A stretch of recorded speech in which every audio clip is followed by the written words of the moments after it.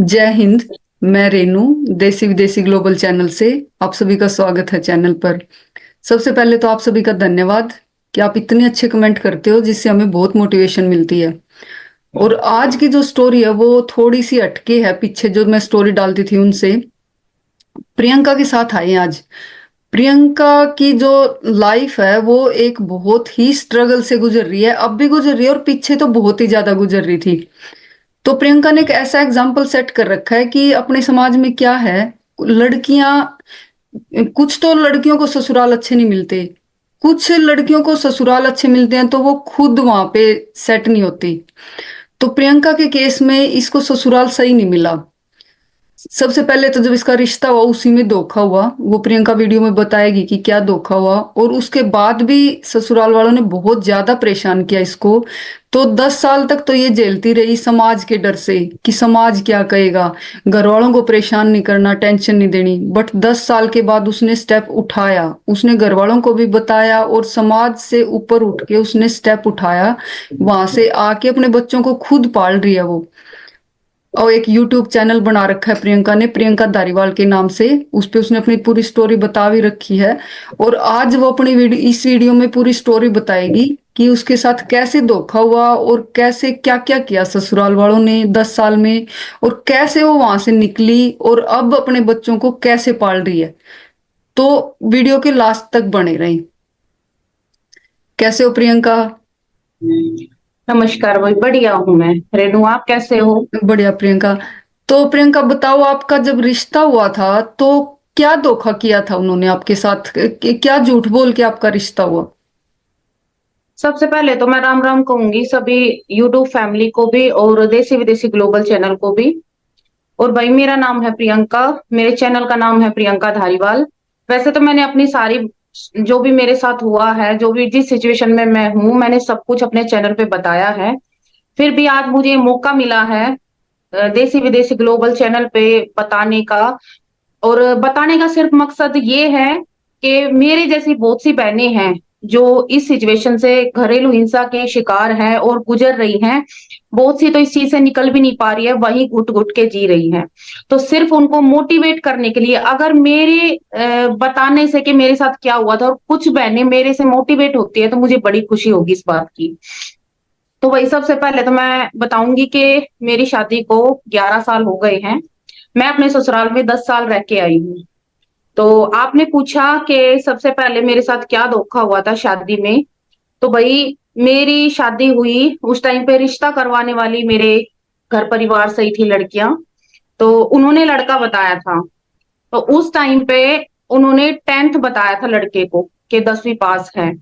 लेकिन जब मेरी शादी हुई और मेरी शादी के 2 महीने बाद मुझे पता चलता है कि लड़का अंगूठा टेक है, बिल्कुल बिल्कुल ही अनपढ़ है। यहाँ तक कि अपने नाम के अलावा वो कुछ नहीं पढ़ सकता, गांव का नाम तक नहीं पढ़ सकता वो। तो सबसे बड़ा धोखा मेरे साथ ये हुआ था, शादी के 2 महीने बाद मुझे पता चलता है। मुझे बहुत बड़ा धक्का लगा था उस टाइम पे कि ये क्या हुआ। आज के टाइम में अनपढ़ होना छोटी बात नहीं है। आज के जमाने में पढ़ा लिखा होना बहुत जरूरी है, ये बात आप सब भी जानते हैं। बाकी फिर मैंने ये सोच के कि भाई देखो, पहले के लोग पढ़े लिखे नहीं होते थे। उस टाइम पे मुझे मेरे माँ बाप की भी चिंता थी कि अगर मैं उनको बताऊंगी तो वो टेंशन लेंगे। तो मेरे को ये था कि मेरी मम्मी भी पढ़ी लिखी नहीं थी, पहले के लोग कहाँ पढ़े लिखे होते। तो ये सोच के मैंने उस चीज को एक्सेप्ट कर लिया और मैं वहां रह रही थी। लेकिन वहां रहना आसान नहीं था। आपको पता मेरी कैसे शा... चला कि ये बिल्कुल ही अनपढ़ है? वो पता ऐसे चला कि कुछ टाइम पहले तो वो ऐसे मजाक मजाक में मुझे बोलता रहता था, मैं पढ़ा लिखा नहीं हूँ, मैं पढ़ा लिखा नहीं हूँ, मुझे नहीं आता। तो मुझे लगा वो मजाक कर रहा है, मजाक मजाक में बोलता था। लेकिन ऐसे एक दो बार जैसे वो मुझे मायके से लेके आया, तो अप्रोच रोड था, वहां पे नाम पढ़ पढ़ के आना पड़ता था। अब मैं भी कभी ऐसे स्पेशल गाड़ी में निकली नहीं थी, बस बस में एक आधी बार मामा के घर जाती थी, मैं ऐसे कभी बाहर निकली नहीं। तो क्या था कि मुझे भी नहीं पता था रास्ते का, ससुराल के रास्ते का। तो वो रास्ते में मुझसे नाम पूछता था कि इस बोर्ड पे क्या लिखा। मैंने बोला आप पढ़ लो। बोले नहीं, मुझे नहीं आता। तो मैंने सोचा, तब भी मुझे लगा मजाक कर रहा है। फिर घर आते आते उसने मेरे सामने ये सच्चाई खोली। मैं गाड़ी में ही ऐसी सुन हो गई थी कि ये क्या हुआ। तो उसके बाद उस रात रोई, दूसरे दिन सुबह रोई, उससे अगली रात मैं इतनी रोई थी। पर फिर मैंने उस चीज को एक्सेप्ट कर लिया। मैं कहा चलो जाने दो, कोई बात नहीं, एक अनपढ़ है, मैं पढ़ी लिखी हूँ, गुजारा कर लेंगे। लेकिन ऐसा नहीं है कि सिर्फ वो ही धक्का था। देखिए मेरी शादी के दूसरे ही दिन जब पग फेरी होके मैं आई थी, तो इतना कलेश हो रहा था नीचे, और उन लोगों ने मेरे सामने म्यूजिक चला के रखा था ताकि मैं सुन ना पाऊं। मतलब मेरा कहने का मतलब ये है कि उनके घर में ये रोजाना होता था। सिर्फ मैं नई नई थी तो मुझसे छुपाने के लिए कि भाई इसको पता नहीं चलेगा। बाकी इतना था कि आगे यही सब देखना था, होना था। डेली सास ससुर की गालियां, ससुर पी के देते थे, सास बिना पिए देती थी। माँ बहन की गाली, मुझे इतनी गंदी गंदी गालियां, जो कि मैंने अपने कुछ हद तक तो मैंने अपने चैनल पे बताई है, प्रियंका धारीवाल चैनल पे बताई है। लेकिन बहुत सी बातें ऐसी है जो मैं चैनल पे भी नहीं बता सकती। हर छोटी बड़ी बात पे मेरे मायके वालों को, मेरे भाई की अर्थी उठा देती थी, तेरा भाई मर जाए, तेरे बाप मर जाए, तेरी माँ मर जाए। मेरी सास का तो ये डेली के डायलॉग थे। और नंगे बुच्चे घर की, मतलब इससे भी गंदी लैंग्वेज मेरे लिए वो यूज करती थी। और यहाँ तक कि मेरी शादी को 3-4 महीने हुए थे, मेरे हस्बैंड ने, वो कहते हैं ना, खैर करते तो पढ़े लिखे भी हैं, लेकिन उसने अपनी अनपढ़ता जाहिर कर दी मेरे सामने। शादी को 3-4 महीने हुए थे, उस आदमी ने मुझे इतनी बुरी तरह से नोच खाया था, जानवरों की तरह मेरे बॉडी पे निशान थे। मैंने मेरी सास को बताया तो उसने क्या बोला कि तू झूठ बोल रही है, और वैसे भी पति कुछ भी कर सकता है, उसे हक होता है ये सब। तो उसने ये बोला। मैंने जिन्होंने मेरे रिश्ता करवाया उसको बताया, उसने भी इस चीज को इग्नोर कर दिया। उस टाइम पे फोन होते नहीं थे, और पर्सनल फोन तो मेरे पास दूर दूर तक नहीं था। मेरे हस्बैंड के फोन से मैं बात करती थी, तो उस टाइम पे मैंने अपने मम्मी पापा को नहीं बताया, अपने मायके वालों को भी नहीं बताया ये बात। हम्म। तो फिर उसके बाद ऐसे ही फिर मैं मायके चली गई थी। उसने मतलब 2 दिन तक लगातार यही किया, मैंने लेकिन वो नहीं माना। फिर मैंने तीसरे दिन जाके अपने भाई को कॉल की कि भाई ऐसे ऐसे मुझे लेने आ जा। तो वो मुझे लेने के लिए आया, लेके गया। मैंने मेरी सास को सब कुछ बताया था कि ऐसे ऐसे इसने हरकत की है, उन्होंने कोई एक्शन नहीं लिया। तो मेरे मायके जाने के बाद उल्टा ही उन लोगों ने मेरी बदनामी की कि वो ना, अभी क्या बताऊं, खुल के तो मैं नहीं बता सकती, कि लड़के को, हमारे लड़के को हाथ नहीं लगाने देती थी, ये बोल के मेरी बदनामी की। मुझे बहुत गुस्सा आया। महीना भर मैं वहां रही। मेरे पापा ने बोला कि बेटा क्या करना है। उस टाइम पे मैंने सिर्फ ये सोचा था, मेरे पापा ने एक बार तो मेरी शादी मुश्किल से की है, कर्जा पानी उठा के। हमारा बैकग्राउंड इतना मतलब ये नहीं है कि हम, यही है बस दाल रोटी चल रही है। तो एक बार तो पापा ने मुश्किल से शादी की। दोबारा अगर मैं ऐसे ही घर बैठ जाऊंगी तो समाज क्या कहेगा, लोग क्या कहेंगे। उस टाइम पे 1 महीना अगर बेटी घर पे बैठ जाए तो बातें बनने लग जाती थी। आजकल तो ये बात कोई समाज की इतनी परवाह नहीं करता। हाँ करते हैं, पर इतना नहीं है जितना 10 साल पहले था। तो उस टाइम पे फिर मैंने उस चीज को, हाँ उसको डांटा धमकाया, घर आए तो लेने। मैंने अपने चैनल पे नहीं बताई, क्योंकि मुझे लगता था लोग ये बोलेंगे कि अगर शुरू में ये सब हो गया था तो क्यों नहीं छोड़ा उसको, क्यों गई दोबारा। तो भाई देखो, अपनी फैमिली की, समाज की सोचना पड़ता था। अब भी सोच रही है बहुत सी बहन बेटी। तो मैंने भी यही चीज सोची थी उस टाइम पे। तो मैं आ गई थी। आने के बाद उनका वही चलता रहा, सास हर छोटी बात पे गालियां देना, देवर सिर्फ और सिर्फ अपनी माँ की साइड। और मेरे हस्बैंड का तो ये था कि पूरे 10 साल में पता नहीं मैं कितनी बार सास से, ससुर से, देवर से पिटी हूं, आज तक मेरे हस्बैंड ने कभी ये नहीं बोला कि आप लोग इस पे हाथ क्यों उठा रहे हो। कभी मेरी साइड नहीं ली, ना कभी उन्होंने ये बोला कि इसको मत मारो। ऐसे ही चलते चलते 3.5 साल हो गए। उसी बीच में प्रेग्नेंट भी हो गई थी, मुझे मेरी बेटी हुई थी। मेरी बेटी के जापे में उन्होंने फिर भी, भले उन्हें गालियां दी, लेकिन अब उस टाइम पे भी ये लगा लो वो कुछ भी नहीं थे। जो बाद में उनका चेहरा मेरे सामने आया ना बेटी होने के बाद, उसके सामने तो पहले वाला कुछ भी नहीं था। जब उन लोगों ने ये बोल के कलेश किया कि इसके पास कुछ नहीं है, हमारी बेटी क्या लेके जाएगी, पीलिए पीलिए, मतलब जापा निकालने आए तो हमारी बेटी क्या लेके जाएगी, इस बात पे उन लोगों ने इतना कलेश किया था। मेरी सास ने, ननद ने मेरा जाबड़ा भींच दिया था, बाल बाल नोच लिए थे, मेरी बेटी मेरे से छीन ली। जब मेरे भाई पीलिया लेके आया, उसी दिन की बात है ये, 10 दिन का मेरा पीलिया आया था। उससे जो 10 दिन का था, जैसे मेरी बेटी हुई उसके 10 दिन बाद पीलिया आया था। उस बीच जो कलेश हुआ वो तो हुआ डेली। मैंने एक एक दिन कैलेंडर में, एक एक दिन ऐसे सर्कल कर करके निकाले थे कि आज का दिन भी गया, आज का दिन भी गया। पीलिया वाले दिन जब मेरा भाई आया, तो मेरे भाई ने ये बोला कि चल मेरे साथ। उस टाइम पे मैं रेडी भी हो गई थी जाने के लिए कलेश को देख के, लेकिन उन लोगों ने मेरा बच्चा छीन लिया, मेरी बेटी को छीन लिया, तेवर ने और ननद ने। बोली कि ये तो हमारा खून है, तेरे को जाना है तो जा। उस टाइम पे सिर्फ मैं अपनी बेटी की सोच के रह गई थी कि मैं नहीं जाऊंगी अपनी बेटी को छोड़ के। उसके बाद उन लोगों के और ज्यादा पर निकल आए। उन लोगों ने सोचा कि अब नहीं गई तो आगे क्या करेगी हमारा। उसके बाद उन्होंने अपना चेहरा दिखाना शुरू कर दिया, और भी ज्यादा गंदी गंदी गालियां, मारपीट। ससुर ने भी हाथ उठाया, ननद ने भी, नहीं तो देवर किस ने भी। बात से चिढ़ते थे आपसे, इतना चिढ़ते क्यों थे फिर? वो क्यों मारते थे इतना ज्यादा बिना बात के? वो ना जाहिल गवार लोग हैं सारे। बेशक भले ही मेरा हस्बैंड अनपढ़ है, लेकिन उनकी सोच सबकी घटिया है। वो लोग ये सोचते हैं हमसे ऊपर कोई नहीं है, बस उनकी सोच ही घटिया है। बस भी देखिए, मैं ये नहीं कहूंगी, मेरे साथ भी शुरू दिन से पिटती आई है मेरे ससुर से, और मेरी दादी सास भी पिटती थी। तो मेरे देवर ने मुझसे ये बात बोली हुई थी कि हमारे घर में लेडीज पिटती हैं, अभी तू नई नई है। उस टाइम मेरी शादी को 1.5-2 महीने हुए थे, तब मेरे देवर ने ये बात मेरे कानों में डाल दी थी कि अभी तू नई नई है, रुक जा, तेरे थोड़े दिन लाड होंगे, फिर बाद में हमारे घर में लेडीज पिटती हैं, तू भी पिटेगी। ओए होए। तो उस टाइम पे तो मैंने ये बोला था कि मेरे को तो ये बात बोल रहा है, रुक जा, तेरी शादी हो जाने दे, मैं मतलब देखूंगी कौन आजकल पिटता है, जब अपनी वाइफ को ये बात समझाना। तो ऐसे ही मेरे को ये रहता था कि जल्दी से देवर की शादी हो जाए, मैं भी तो देखूं ये कितना उसके साथ भी करते हैं। तो देवर की शादी हो गई 3.5 साल बाद, मेरी बेटी थी। और ये बात है कि मेरी बेटी के साथ, मतलब जब तक मेरी बेटी नहीं हुई थी ना, उनको लगता था लड़का होगा। वो ठीक ठाक रहे थे, खिलाने पिलाने में ठीक रहे थे। जैसे ही बेटी हुई, उन्होंने अपना रंग बदल दिया। मेरी बेटी के लिए ना आधा दूध आधा पानी मिला के रख देती थी, मैं अपनी बेटी को वो पिलाती थी। और अगर पूरी डिटेल बताऊंगी ना तो वीडियो बहुत ज्यादा बड़ी हो जाएगी।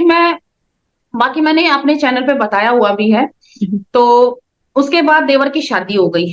देवर की शादी होने के बाद मुझे लगा कि चलो उसके साथ या तो ये सही रहेंगे, या तो वो इनको ठीक कर देगी, या फिर भाई मेरे भी कोई दर्द बांटने वाली आ जाएगी। तो उसके आने के बाद उसके साथ तो आते ही मेरे कम से कम मेरे 9 महीने इन्होंने गालियां दी, चाहे कुछ भी किया, पर मेरे बच्चा पेट में था तो इन्होंने खिलाने पिलाने में, मैं किसी की झूठी नहीं कहूंगी, खिलाया पिलाया, चाहे इन्होंने ये सोच के खिलाया कि लड़का होगा। उसके साथ तो आते ही शुरू कर दिया इन लोगों ने। आते ही उसके साथ शुरू कर दिया कलेश, गालियां। उसको तो डेली गालियां मिलती थी। हालांकि मैंने कभी एक जो होती है ना संस्कारी बहू, मैं सुबह 4:30 उठती थी, फिर इनके कहने पे 5:30 उठती थी। मैंने सबकी वो सुबह शाम पैर छूने वाला काम, और खाने पीने में हमेशा आगे से आगे। रात को अगर 12 बजे भी आके बोलते ना रोटी बना दे, तो वो मैंने कभी किसी चीज पे नहीं कहलाया। तब भी मुझे गालियां मिलती थी, मार मिलती थी। तो देवरानी आने के बाद फिर उसके साथ भी वही हुआ। जब मेरी बेटी थी जापे में, जब मेरी बेटी हुई, तो ऐसे ही देवरानी को जब बेटा हुआ ना, तो उसके साथ भी वही लेने के ऊपर मेरी ननद ने कलेश किया। और उसको तो जिस दिन उसका बेटा 9 दिन का था, मेरे बेटी 10 दिन की थी, कलेश वो उसका बेटा 9 दिन का था। 9 दिन को के बेटे को लेके भागना पड़ा उसको रात को पुलिस बुला के, क्यों, और वो भी नंगे पैर, क्योंकि ये लोग बच्चा छीन रहे थे। जैसे अब इनको क्या था कि जैसे मेरे साथ किया वो ही उसके साथ करने की कोशिश की। तो जब उससे बच्चा छीन रहे थे, तो वो बच्चे को बचाने के चक्कर में उसने चप्पल तक नहीं पहनी, सर पे कुछ नहीं ओढ़ा था, सिर्फ अपने बच्चे को ऐसे बचा के, और वो पुलिस के सिक्योरिटी के उससे निकल गई बाहर। तो इन लोगों ने उसके साथ भी ऐसा ही किया था। उसके बाद मैंने उस घर में, उसने भी, लेकिन मैंने एक कमरे में जो कि पूरा टपकता था। आप लोग सोचिए ना, हस्बैंड पढ़ा लिखा था ना, जॉब थी उसके पास, मुश्किल से वो जॉब करने के लिए मैंने बाहर निकाला उसको, क्योंकि ताने मुझे मिलते थे कि तू नहीं कमाने देती इसको। मैंने हाथ पैर जोड़े, समझाया, उसको बाहर निकाला, तब जाके वो 2 पैसे घर में लाने लगा था। ये पूरा टपकता था कमरा, मेरे फर्नीचर तक गल जाता था। तो मैं कभी वहां पतीला लगा दिया, वहां पतीला लगा दिया, 2 बच्चों को लेके एक रूम में गुजारा कर रही थी। अच्छा, फिर आ गया कोरोना टाइम। कोरोना टाइम में मेरे देवर ने मुझसे बंटवारा मांग लिया कि मेरे ससुर से कि बंटवारा कर दो। जब हम इतने परेशान थे तब उसने कभी बंटवारा नहीं मांगा, अपनी शादी होते ही बंटवारा मांग लिया कि बंटवारा कर दो। कोरोना टाइम था, मैंने इतने हाथ पैर जोड़े, मैंने मिन्नतें की, भाई कोरोना निकल जाने दो, अभी हमारे पास खाने तक के लाले पड़े हुए हैं, काम है नहीं, जो कुछ करता था वो भी घर पे बैठ गया है। कोरोना में किसी की हालत छुपी नहीं है किसी से, सबकी यही हालात थे। उस टाइम पे मेरे देवर ने मेरी एक नहीं सुनी, जबरदस्ती बंटवारा करवाया। देवर के हिस्से में बना बनाया हिस्सा आ गया, मेरे हिस्से में खंडर आया था जो कि टूटा हुआ था। मेरे पास एक पैसा नहीं, ससुर ने उस टाइम पे ये बोल दिया मैं तुम्हारे साथ हूं, कर लेंगे। बाद में ससुर ने भी हाथ उठा लिए। अभी सिचुएशन ये थी कि एग्रीमेंट बनवा लिया था देवर ने कि इस तारीख को तुम लोगों को यहां से निकल जाना है, चाहे तुम्हारा बने या ना बने। अब मुझे दिन रात ये टेंशन खाए जा रही थी कि अब क्या करूं, अब मैं अपने बच्चों को लेके कहाँ जाऊं। देखो मायके में भी कसर नहीं छोड़ी। मैं जब कॉलेज जाती थी या पढ़ाई पेपर देने भी जाते थे ना, हम दोनों बहन भाई, तो हम मम्मी पापा की खेत में मदद करके तब जाते थे, चाहे हमारी पढ़ाई हो पाए या ना हो पाए, पर हमें हमसे ना हमारे मम्मी पापा भी दुखी नहीं देखे जाते थे। तो हमने मेहनत शुरू दिन से ही की है। तो मायके में भी मैंने खूब मेहनत की है, खेती भी की है, घर का काम भी। ससुराल में भी मेरे को तो यही था। हालांकि मेरे पापा ने ये सोच के शादी की थी दिल्ली में शादी करूंगा ताकि मेरी बेटी को ना गोबर कूड़ा ना करना पड़े, यहाँ पे करके गई है वहां ना करना पड़े, दिल्ली में भी आऊंगा। लेकिन ऐसा कुछ नहीं था, यहाँ भी वो स्ट्रगल चलना था। फिर मैं निकलती उसी प्लॉट में जाके रोजाना खड़ी हो जाती और देखती अब क्या करूं। फिर मैंने शुरू कर दिया। मैंने मेरी दीदी से, मेरे भाई से, मायके वालों से बोला कि मैं ऐसे ऐसे डेली जाके अगर कुछ करूं, साफ सफाई वहां की तोड़फोड़ करूं, तो ऐसा नहीं है, 1.5 साल है हमारे पास, क्या पता हो जाए। तो बोला कि हाँ ठीक है, करो भाई, मेहनत करो। मेरे घर वाले भी मेहनत से कभी पीछे नहीं हटे, तो मुझे भी यही बोला कि करो। मैंने अपनी बेटी को मेरी दीदी के पास छोड़ा। बेटा मेरा छोटा सा था, उसको साथ लेके उसको एक गाड़ी दिलाई ताकि वो वहां मिट्टी में खेल ले। उसको छोड़ के छोटे से बेटे को मैं ईंटें साफ करने लग गई, तोड़ फोड़ कितने करने साल लग का गई। था आपका बेटा उस टाइम पे? उस टाइम पे मेरे बेटा यही 2.5-3 साल का थी। तो मैंने तोड़फोड़ शुरू कर दी। उस बीच तोड़फोड़ के दौरान मेरे को चोट भी आई थी, जैसे ऊपर से टुकड़ी उतारते हैं, गार्डर टुकड़ी, हम्म। तो वो क्रैक थी, मुझे पता नहीं था। मैं गिर गई और ये लगा लो उस दिन मेरे बच्चों के भाग से मैं बच गई, नहीं तो ऐसे एंगल खड़ी थी इतनी बड़ी, उससे मैं इतना सा इधर गिरी। और एक टुकड़ी का जो कोना होता है ना पहनना, वो ऐसे खड़ा था। वो मेरे से इतनी, मतलब दोनों चीजें मेरे से इतनी दूर थी बस। अगर मैं उनपे गिर जाती थी या तो मेरी आंखें फूट जाती, या फिर मेरे वो एंगल पेट वेट में लग के मैं मर जाती या सर में लग जाती। बस ये था कि मुझे बचना था। तो मैं गिरी तो मेरे को फिर भी चोटें तो आई। ये नाक पे फ्रैक्चर आया था, टाके भी आए हैं, और यहाँ पे, ये यहाँ पे हड्डी क्रैक है जो कि अब भी कभी कभी दुखती है। हम्म। उस टाइम पे भी गिरने के बाद मुझे ये था कभी मेरा हस्बैंड घबरा जाए, वो वहीं थे। मैं उठ के खड़ी हो गई, मेरे पूरे खून बह रहा था, फिर भी मैं डरी नहीं क्योंकि मैं थोड़ी सी थी, शुरू दिन से फिजिकली स्ट्रोंग थी। खड़ी हो गई, चक्कर आ रहे थे, फिर भी मैंने बोला घबराना मत, मैं ठीक हूँ। मैंने फिर भी सामने अपने हस्बैंड की चिंता की कि मैं ठीक हूँ। मैं हॉस्पिटल गई, वहां तक जैसे तैसे करके, परहेज था, प्लस्तर था हाथ में, फिर भी मैंने हार नहीं मानी। एक हाथ से प्लस्तर था तो दूसरे हाथ से मैं ईंटें साफ कर रही थी, क्योंकि मुझे तो वो चिंता थी ना कि 1.5 साल के अंदर मुझे निकलना है। ये तो मेरे फेंक देगा बिस्तर बाहर, मैं कहाँ जाऊंगी बच्चों को लेके। मैंने अपने ही मिस्त्री जो ठेकेदार होता है ना, उसके नीचे काम किया, 500-500 रुपए में दिहाड़ी पे।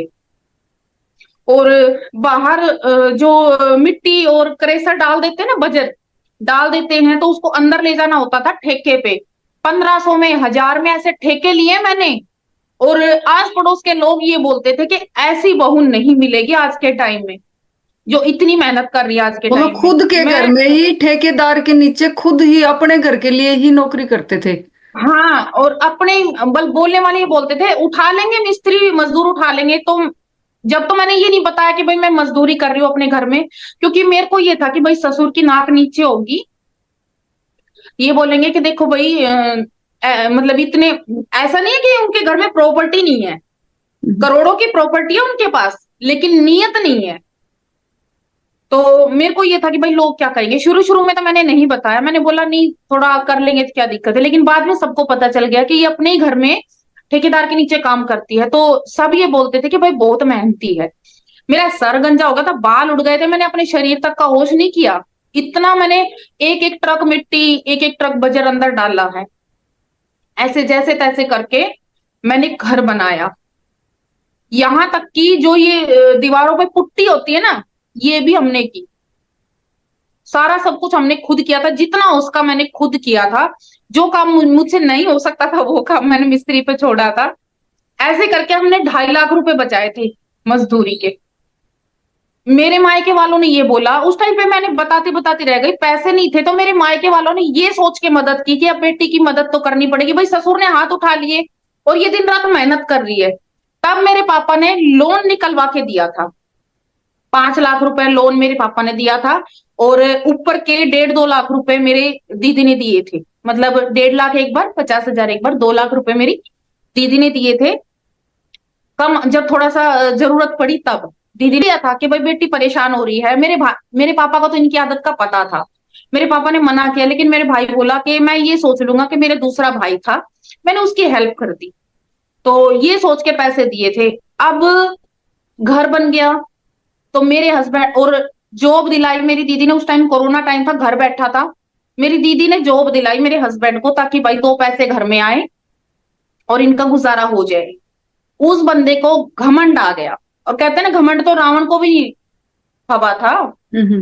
तो पहले वो जानवर तो पहले भी था, लेकिन जैसे ही मेरे पापा जो है पैसे देके 2 महीने के अंदर अंदर मेरे पापा ने मेरा लोन भी करा दिया था, और मेरे पापा एक्सपायर भी हो गए थे कैंसर की वजह से। तो मेरे पापा के जाने के साल भर बाद इस आदमी में इतने मतलब देखो, पहले मैंने दुख वैसे काटे, सास ससुर इनकी सबकी गालियां मार सब खाया, एक कमरे में गुजारा किया। जब घर बना मैंने ये सोचा था कि अब शायद मेरी जिंदगी सुधर जाए, लेकिन मैं उन बहनों को एक मेरी तरफ से मैसेज ही लगा लो, ये देना चाहूंगी, कभी ये मत सोचना कि अब तुम्हारी लाइफ सेट है, कभी भी कुछ भी हो सकता है। ये सोच के कि अब घर बन गया, अब इतनी टेंशन नहीं रहेगी। रह रही थी, हस्बैंड का नेचर ऑटोमेटिकली चेंज होता चला गया, कभी पैसे देने पड़ जाए, कभी पैसे लौटाने पड़ जाए, अपने आप ही मेरे घर वालों को देखिए, जब पैसे मिल रहे थे ना तो मेरे हस्बैंड अच्छे से बात करता था, यहाँ तक कि हालचाल भी पूछता था। जैसे ही पैसे मिलने बंद हो गए, हालांकि उसने कोशिश बहुत बात तक की है, अब ये खर्चा है, अब ये खर्चा है, मेरे सामने जान पूछ के ताकि ये घर से ले ले। मैंने तो बोल दिया, उसके हालात मुझे दिख गए थे, मैंने बोला अब उनके पास एक पैसा भी नहीं। तो उसके बाद उसके बिहेवियर चेंज होता चला गया, वो मुझे भी गालियां देने लगा। पहले भी देता था बच्चों के सामने गालियां, लेकिन मेरे क्योंकि उस टाइम पे तो पैसे मिल रहे थे ना, हम्म। तो मेरे घर वालों को भी गाली, तेरा भाई टाटा बिरला है, ये है वो है, मतलब उसके चेंज होता होता इतना हो गया कि मेरी दीदी ने जॉब लगवाया उसे कि ये जॉब कर लेगा, उसके लिए उसने मना कर दिया कि मैं गार्ड की जॉब नहीं करूंगा, मेरे कोई क्या बोलेगा, मैं गार्ड की जॉब कर रहा हूँ। तो मैंने बोला कोई काम छोटा बड़ा नहीं होता, कोई भी काम हो, हम मेहनत की खा रहे हैं, किसी का लेके नहीं खा रहे, चोरी नहीं कर रहे। हम्म। तब जाके वो बंदा माना। अच्छा, उस घर में जाती वो शहंशाह बन गया, ड्यूटी जाता रात को, वहां सो के आता था, फिर भी घर आने के बाद ये बोलता मैं सो के नहीं आया, मुझे सोना है। दूर से ही अगर मेरे कान के फोन लग रहा है, मैं मम्मी से या किसी मायके वाले से किसी से बात कर रही तो उसको आग लगने लगी कि वहां से कांटेक्ट खत्म करो। अभी आप लोग एक बात बताइए, जब वहां से पैसे मिल रहे थे तो कोई दिक्कत नहीं थी, खुद भी बात हो रही थी, खुद भी बात कर रहा था, लेकिन जब वहां से पैसा मिलना बंद हो गया तो वो कहता कि मायके बात नहीं करेगी। तो मैं कलेश के चलते मैं चुप हो जाती, मैं फोन काट देती थी कि मम्मी मैं बाद में कॉल करूंगी, वो आ गई। तो वो पैसे मम्मी मैं वापस बाद में देने call- की उसने कभी नहीं बोला कि वो पैसे वापस भी देने हैं? नहीं, उसने कभी नहीं बोला, ये बोलता था कि होंगे जब दे देंगे कभी, होंगे जब दे देंगे कभी, अभी मैं कहाँ से लाऊं। और मेरे मायके वालों ने भी उस टाइम तक ये था कि ये नहीं बोला था कि भाई कुछ पैसे कर दो, हालांकि मेरा भाई इतना परेशान था, जैसे कुछ किस्तें होती है वो भरनी होती थी, तब भी उसने मेरे सामने वो बात करता था कॉन्फ्रेंस में मेरी दी के साथ, मेरे साथ, कि वो ये खर्चा है वो खर्चा है, पर उसने कभी आगे से मुझे ये नहीं बोला कि तू पैसे कर दे कुछ। पर मुझे अपने आप से फील होता था। उस घटिया आदमी ने उस घर में जाने के बाद, मतलब पहले तो मैंने इसके घर वालों को झेला सिर्फ इस आदमी के लिए कि भाई घर बसा रह जाए, 2 बच्चे हैं। अब ये चीज तो कभी माइंड में थी नहीं कि अलग होना है या कुछ ऐसा भी मोड़ आएगा मेरी जिंदगी में, मैंने कभी नहीं सोचा था। उस घर में जाने के बाद उस बंदे ने मुझे 10-10 रुपए के लिए मोहताज कर दिया। सामने सब्जी वाली है, उससे सब्जी ले आ, सब्जी बना, दोनों टाइम बना चाहे, क्योंकि वो तो शहंशाह है ना, उसको तो दोनों टाइम खानी है, ये नहीं देखना भाई किसी के पैसे भी उतारने हैं, कर्जा भी उतारना, उधार लिया मैं हिसाब कर दूंगा, मतलब 10 रुपए भी मेरे पास नहीं छोड़ता था कि मैं मेरा भी कुछ खर्चे हैं, कोई मतलब नहीं, जिसमें कि मैंने इतना किया है उस घर के लिए, उस आदमी के लिए। ऐसे तो फिर मैंने ये सोच लिया था कि इसके मन में नहीं है पैसा देने की, ये नहीं देगा। मुझे लग गया था कि नहीं देगा। तब मैंने ये सोचा था कि मैं स्कूल में जॉब करूंगी, कि नहीं करने दूंगा, मेरे से ठंडी रोटी नहीं खाई जाएगी, मेरे बच्चों की पोटी कौन साफ करेगा। उस टाइम पे शिवांश जो है छोटा ही था, मेरे बच्चों की पोटी कौन साफ करेगा। और ये बोल के कि मैं जॉब नहीं करने दूंगा। फिर मैंने बोला कि बच्चे स्कूल जाएंगे, उस टाइम पे बोला नहीं मैं तो जॉब करने ही नहीं दूं, तू तो मेरे सर पे तांडव करेगी। फिर उनकी सोच ये थी कि अगर औरत दो पैसे कमा लेगी तो ये फिर तेरे ऊपर राज करेगी, उनकी सोच ये है। उसके बाद मैंने घर में ट्यूशन पढ़ाना शुरू किया कि चलो दो पैसे मेरे हाथ में रहेंगे, और खाली दिमाग शैतान का घर, मेरे को टेंशन रहती थी कि पैसे कहाँ से उतारूंगी। मैंने ट्यूशन स्टार्ट किया, 2 बच्चे आए, 4 बच्चे आए, तब भी उसने ये ताना मारा था, तू पढ़ाएगी ट्यूशन, कौन आएगा। मेरे पढ़ाने का तरीका देख के मेरे पास कम से कम 15 बच्चे हो गए। उस बंदे को मेरे ट्यूशन का भी बर्दाश्त नहीं हुआ कि ये ट्यूशन भी कैसे पढ़ा रही है। मैंने सिर्फ ये बोला था कि 3 से 5 बजे तक मुझे कुछ काम के लिए मत बोलो, मैं ट्यूशन पढ़ाऊंगी। अगर उस बीच अगर कोई पेरेंट्स आके मुझे ये देख लेगा कि मैं काम कर रही हूँ तो कौन मेरे पास बच्चा भेजेगा। पर नहीं, उस बंदे को वही जिद थी मेरे से कि उसी टाइम पे चाय चाहिए, उसी टाइम पे मुझे मेरी सेवा पानी चाहिए। मैंने मेरे ससुर को भी बोला, मेरे ससुर ने भी डांटा कि भाई ये काम तो कोई गलत नहीं है, टीचिंग, लेकिन वो आदमी हरकतों से बाज नहीं आया। उसने मेरे ट्यूशन पर भी दिक्कत थी, बोला कि मैं तेरे बच्चों को भगा दूंगा ट्यूशन वालों को। रोजाना कलेश करता था, गालियां देता था बच्चों के सामने ही। तो ये यहां से मेरे को घर में रह के ऐसा क्या करूं कि भाई मैं पैसे भी अपने भाई के दे सकूं और अपने पैरों पे भी खड़ी हो, उसको 2 पैसे मैं भी अपने लिए कुछ बचा सकूं। यूट्यूब से घर पे डेली रूटीन ब्लॉग या कुछ ऐसा, चाहे ये कुकिंग का ही डाल दे। तो वहां से मुझे ये हुआ था कि चलो यूट्यूब पे करते हैं कुछ, बाहर तो ये जाने नहीं दे रहा। मैंने उससे पूछ के चैनल बनाया था, क्या मैं यूट्यूब पे चैनल बना लूं। तो उसने पहले तो मना किया, फिर थोड़ा सा मैंने समझाया तो बोला कि, उसने ये बात बोली कि अगर यूट्यूब से तू कर्जा उतार देगी ना तो मैं तेरी जिंदगी भर पैर धो धो के पीऊंगा। उसने ये बात बोली मुझे। और फिर मैंने ये बोला कि मैंने इतना कुछ कर लिया, जब तो मेरी इज्जत नहीं है घर में, मुझे ढंग से बोला भी नहीं जाता, गाली गाली दे के बुलाता था। अभी मैं बता नहीं सकती चैनल पे, गाली दे के तो मुझे बुलाता था बच्चों के सामने। फिर भी उसको चैनल से दिक्कत थी, बोला कि मुझे इस टाइम पे ये चीज चाहिए। मैंने हर चीज तैयार करके दी।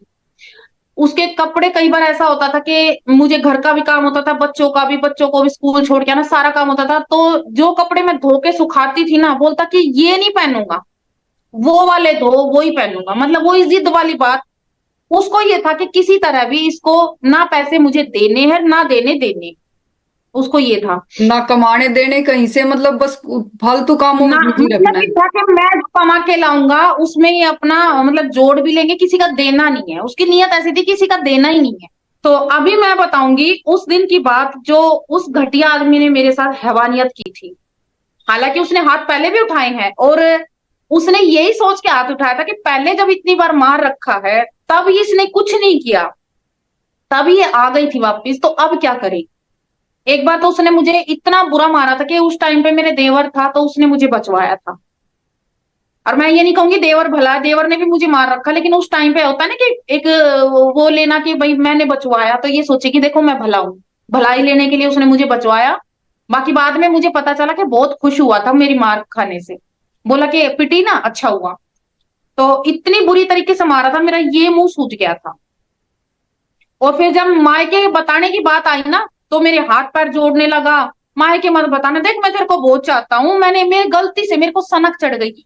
सबसे पहले उस आदमी को सनक चढ़ती थी, उस सनक के दौरान वो कुछ भी कर सकता था। उसने पहले भी एक पेट्रोल पंप पे एक की आंख फोड़ दी थी, और एक रास्ते में जैसे बाइक टकरानी जाती है तो एक के साथ बाइक टकरा गई थी, उसके सर में पेचकस कपो के आ गया था वो, सर में पेचकस। तो मतलब उसको सनक चढ़ती थी ना, वो ये नहीं देखता सामने इंसान है कि जानवर है कि क्या है। तो उसको वो सनक चढ़ती थी, जब वो सनक चढ़ती थी ना वो मुझे जानवरों की तरह मारता था।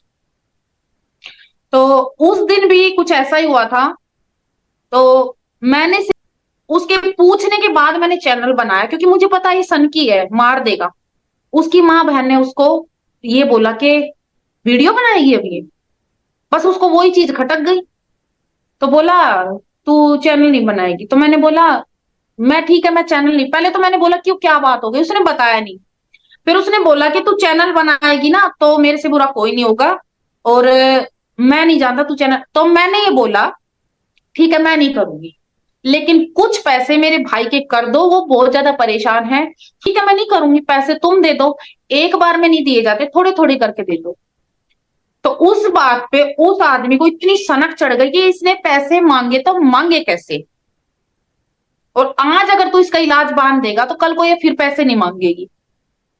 तो एक सबसे बड़ी चीज ये थी मेरे अंदर, उस घर में भी जहां मैं पहले रहती थी, जहां हम इकट्ठे रहते थे, और यहाँ भी, कि जब ये मेरे ऊपर हाथ उठाता था और मारता था, गाली गलौज करता था, तो मैं बाहर बताती नहीं थी।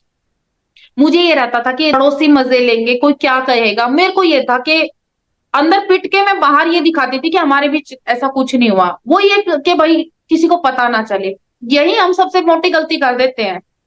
तो उस आदमी को मेरी कमजोरी का पता चल गया था कि ये बाहर नहीं सुनाना चाहती, नहीं दिखाना चाहती कि मेरे हस्बैंड मेरे साथ क्या करते। तो वो जब भी कोई बात होती तो जोर जोर से चिल्लाने लगते, तो मैं वहीं दब जाती थी कि भाई ये जोर से चिल्लाएगा, मेरे दुनिया मजे लेगी। तो उस दिन भी मैंने पैसों की बोला तो ये जोर जोर से चिल्लाने लगा, चिल्लाने लगा। मैं कुछ नहीं बोली, मेरी माँ को बहन को इतनी गंदी गालियां जो कि सुनी ना जाए, इतनी गंदी गालियां ये देने लगा। बोल रुक, ऐसे नहीं मानेगी तू, यहाँ क्या है, मैं तो बाहर जाके देख के आऊंगा, पड़ोसियों को भी सुना के आऊंगा। जिन पड़ोसियों को के लिए हम सब मतलब जो होते हैं ना असली दुश्मन होते हैं, उनकी तरफ से जो दुश्मन है उनको सुना के आऊंगा मैं तेरी हरकतें। बाहर जाके यहाँ अंदर से थोड़ा घर अंदर गली में पड़ता है, थोड़ा वहां से लेके वो बाहर तक सुनाता गया, गालियां गंदी गंदी गालियां देता गया। तो बाहर जब वो पड़ोसियों के सामने मेरी माँ को बहन को मेरे मायके वालों को गालियां दे रहा था, तो मुझे ये हुआ कि अब क्या करूं। तो मैंने सोचा अगर तू बोलेगी तो तू मरेगी, क्योंकि सन की है ये, छोड़ेगा नहीं। तो मैंने टीवी चला के टीवी की वॉल्यूम तेज कर दी ताकि मेरे कानों तक ना आए। और पहले मैंने दरवाजा बंद किया, फिर मैंने सोचा दरवाजा बंद करेगी तो इसको सनक और ज्यादा चढ़ेगी, तो मैंने दरवाजा तो खोल दिया, डर के मारे कि इससे तो और ज्यादा सनक चढ़ेगी इसको। दरवाजा खोल दिया, लेकिन मैंने टीवी की वॉल्यूम तेज कर ली, मेरे कानों में ना आएगी और ना ही मैं कुछ रिएक्ट कर पाऊंगी। अब उसको और ज्यादा सनक चढ़ गई। तो बाहर से आया तमतमाता हुआ, उसको ये हो गया कि इसने तो कुछ सुना ही नहीं, और मैं तो खामखा भौंक के आ गया बाहर। उसको तो इतना बर्दाश्त नहीं हुआ, उसने आते ही मेरा, उस टाइम मेरी बेटी, ये जून की छुट्टियां थी, मेरी बेटी मेरे मायके मैंने भेजी हुई थी, बेटा था, मेरे बेटे के सामने ही उसने पहले तो टीवी बंद किया, और मुझे फिर हो गया वो स्टार्ट मुझे मारने के लिए। लात घुसे थप्पड़ जो उससे मारा गया, मतलब मैं ना सुन हो गई थी। इतना उसने उसने लगातार मुझे मारा उस दिन, उस टाइम पे, कि मैं सुन हो गई। मुझे ये, वो मार रहा था ना, मुझे मार का भी पता नहीं चल रहा था कि मार, ये मुझे मार भी रहा है। पर नीचे गिर गई, गिरी गिरी कोई ये लात घुसे, खड़ा खड़ा लात मार रहा है। मेरा बेटा सोफे पे बैठा बैठा सब देख रहा था, रो रहा था। फिर मैं सुन हो गई। उसके बाद ये 2 मिनट के लिए बैठा ऐसे, खुद अपना सांस उतार, एक आदमी मारता हुआ भी थक जाता है ना, वो थक गया मारते मारते। और मैं तो ये लगा लो बेहोश तो थी नहीं, पर कुछ ऐसा ऐसा पता भी नहीं था। तो वो ऐसे सुस्ताने के लिए बैठ गया, मैं भी पड़ी रही। उसके बाद वो फिर मारना स्टार्ट हो गया, उसने फिर मारा। फिर उसने मेरे बाल पकड़े,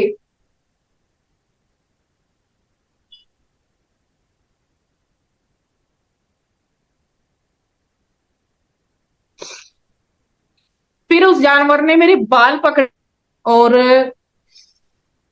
हमारा जो घर है वो लंबाई में ज्यादा है, पीछे चौरस है लेकिन लंबाई में है।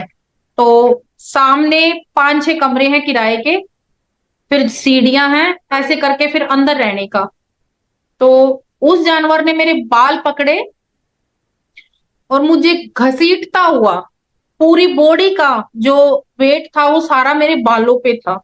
तो आप लोग सोच सकते हैं कि पूरी बॉडी का अगर बालों से घसीटेंगे तो यहाँ क्या हालत होगी। तो उस जानवर ने मुझे बालों से पकड़ के घसीटता हुआ वो मुझे बाहर लेके जा रहा था। और मैं दर्द के मारे चिल्ला रही थी, छोड़ दो, मैं छुटाने की कोशिश कर रही थी। और वो आदमी मुझे बाहर लेके जा रहा था और साथ में ये बोलता जा रहा था कि आजा तेरे भाई के पैसे दिलवाऊंगा, तेरे को बाहर सबके सामने मारूंगा, तेरे को बाहर सबके सामने नंगा करूंगा, दूंगा तेरे भाई के पैसे। ये बोल के मुझे घसीटता वो मुझे बाहर लेके जा रहा था। 5 कमरों की लंबाई तक वो मुझे खींचता हुआ लेके गया। और जब 5वां कमरा आया तो मेरे से सबसे बड़ी गलती क्या हुई, मैं एक सभी बहनों को एक मैसेज देना चाहूंगी कि हम औरतें क्या करते हैं कि लोग क्या कहेंगे, समाज क्या कहेगा, बाहर जाएंगे तो हमारी बेइज्जती है। तो मेरे को भी उस टाइम पे वही चीज थी कि मुझे बाहर लेके जा रहा है, बाहर सबके सामने मारेगा तो मेरी बेइज्जती होगी। काश उस दिन मैं बाहर चली जाती, कम से कम लोगों के सामने उस घटिया जानवर का चेहरा तो सामने आता कि ये किस हद तक, जिस औरत ने इसके लिए इतना किया उसको मार रहा है, क्यों मार रहा है। पर मेरे को अंदर से ये था कि अगर कोई लोग देखेंगे तो ये सोचेंगे कुछ इसने ही ऐसा किया होगा। और ये हमारे समाज में होता है, चाहे गलती लेडीज की हो या ना हो, उसी को ये बोल के कि इसने कुछ ऐसा किया होगा जो इसके हस्बैंड ने इतना मारा। तो मैं उस चीज की सोच के मैं पीछे हट रही थी और वो मुझे घसीट रहा था। तो मुझे 5वां कमरे का जो दरवाजा था वो हाथ लगा, मैंने उसकी कुंडी पकड़ी और उसको मैंने ऐसे धक्का देके पैर के पंजे ऐसे लगा के धक्का देके मैं अंदर भागी। अंदर गई, रूम में रो रहा था उस टाइम पे, मेरा बेटा रो रहा था। मैंने उसको चुप किया और फिर मैं उस मेरे को ये था कि वो आए उससे पहले मैं अंदर चली जाऊं। ये तो सिर्फ थोड़ा ही था, मुझे नहीं पता था इसके बाद मेरे साथ और भी ज्यादा जानवरों जैसा ये मेरा हाल करेगा। तो कुछ तो जब उसने मुझे बाल पकड़ के घसीटा तब मेरा लैट्रिन पेशाब निकल गया था। और जब मैं अंदर चली गई तो अलमारी से मैं मेरे बेटे के कपड़े निकाल रही थी पहनाने के लिए, क्योंकि उस टाइम मैंने उसको बस नहलाया था और वो टॉवल में ही बैठा था, मुझे उसको कपड़े पहनाने थे। तो उसके मैं कपड़े निकाल रही थी अलमारी से। तो उसको ये हो गया कि अब तुमने जब इतना मारा है, और जिस ना कमजोरी थी वो उसको पता चल गई थी कि हाँ भाई ये पड़ोसियों को, बाहर को, समाज को दिखाना नहीं चाहती, मेरे साथ ये लड़ाई करता था, मारता था। तो मेरे को ये रहता था, देवरानी तक, देवरानी का बगल में कमरा था, तो तब भी मेरे को ये रहता था कि उसको भी कानो कान खबर ना हो कि हमारे बीच झगड़ा हुआ है। तो वो अंदर आया तमतमाया हुआ, और मैं जब अपने बेटे के कपड़े अलमारी से निकाल रही थी, उस घटिया आदमी ने मेरे को एक हाथ से तो ऐसे दबाया और दूसरे हाथ से ऐसे दरवाजा मेरे गर्दन पे, फिर खोला, फिर दबाया, फिर खोला, फिर दबाया, फिर खोला, फिर दबाया। ऐसे करते करते उसने पता नहीं 6-7 बार कितनी बार मेरी गर्दन पे मारा दरवाजा। तो मैं यहां से भी पूरा सुन्न, शरीर पूरी बॉडी बिल्कुल सूज गई थी, ऐसे यहाँ से सुन्न हो गई थी, मुझे पता नहीं था। लेकिन जब उसने मुझे यहाँ मारा तो मुझे यहाँ भी इतना दर्द हो रहा था, मैं चिल्ला रही थी। तो जब मैं दर्द के मारे मैं चिल्ला रही थी, रो रही थी, तो उसको सनक चढ़ गई थी। ये बात उसके घर वाले भी जानते थे। वो लोग क्या बोलते थे कि ये ना चुप रहता है, इतने रहता है, जब इसको सनक चढ़ती है ना ये नहीं देखता सामने कौन है। दर्द हो रहा था, मैं चिल्लाई कि मुझे दर्द हो रहा है, तो उसको ये दीवार के कोने में मैं खड़ी थी और इधर मेरी अलमारी थी, दीवार के कोने में मैं लग गई बचने के मारे कि ये इंसान मुझे आज जान से मार देगा। तो बचने के लिए मैं कोने में लग गई, तो उसने मेरे यहाँ से बाल पकड़े और एक बार उस दीवार में, एक बार उस दीवार में, एक बार उस दीवार में, एक बार उस दीवार में, ऐसे मारते मारते मारते मारते ये हिस्सा जबड़ा मेरा टेढ़ा हो गया। हम्म। दांत पे दांत नहीं टिक रहे थे, टेढ़ा हो गया था। रोने वाली तो बात थी, आंसू आ रहे थे, रो रही थी दर्द के मारे, तो रोया भी नहीं जा रहा था। इतना दर्द में मैं पागल हो चुकी थी, पूरे पूरी बॉडी में इतना पेन था कि अब क्या करूं। और चूड़ियां जो थी वो हाथ में, कड़े पहने हुए थे वो हाथ में चल गए थे, यहाँ से भी ब्लड निकल रहा था। और जब वो मुझे मार रहा था और मेरा जबड़ा टेढ़ा हो गया, उसने मुझे वहां कोने में मारा था, तो तब भी मेरा लैट्रिन पेशाब निकलने लग रहा था। उस टाइम पे वो आदमी मुझे जब मारता मारता रुका ही नहीं, रुका ही नहीं, रुका ही नहीं। तो मेरा बेटा बाहर से आ गया, हॉल में बैठा बैठा वो रो रहा था, दरवाजे में खड़ा खड़ा मुझे देख रहा था। तो आके वो जोर जोर से उछल उछल के मेरा बेटा रोने लगा, मम्मी मर गई, मम्मी मर गई, पापा छोड़ दो, पापा छोड़ दो। उस टाइम पे उस आदमी ने मेरे बारे में तब भी नहीं सोचा, मेरे बेटे की तरफ देख के उसने सोचा कि ये बुरी तरह से कर रहा है, तो उसने मुझे उस टाइम पे वो पीछे हट गया। तो जब वो पीछे हटा तब मैं चुपके से निकल के और मेरे बेटे को ऐसे चुप करके कि चुप हो जा मैं ठीक हूं, और मैं सीधा बाथरूम में घुस गई और मैंने कुंडी लगा ली, ये सोच के कि ये मुझे आज जान से मार देगा, नहीं छोड़ेगा।